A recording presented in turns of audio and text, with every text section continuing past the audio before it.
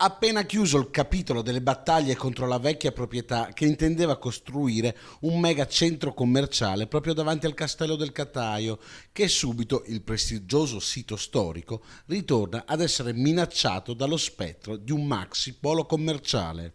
A denunciarlo è il comitato Lasciateci Respirare. Secondo gli ambientalisti, il passaggio di proprietà ad un nuovo fondo di investimenti riapre la possibilità di nuove imponenti costruzioni.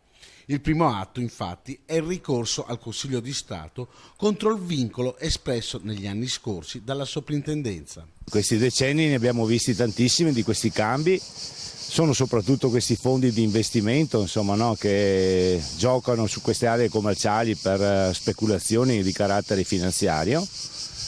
Non siamo sorpresi ovviamente nemmeno del ricorso al Consiglio di Stato che mettavamo in preventivo. Lascia comunque un po', diciamo così, qualche sospetto il fatto che si faccia un'operazione di questo tipo, di questa entità, nel momento in cui non sia ancora chiaro qual è il destino dell'area.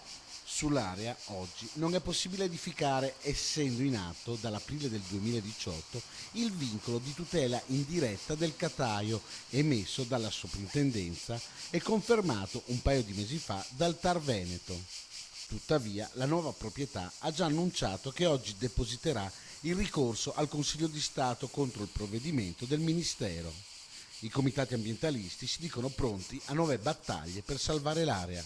Chiaramente è una cosa che mette di nuovo in allarme, in attenzione tutte le realtà associative che in questi anni si sono mobilitate proprio per impedire questo scempio.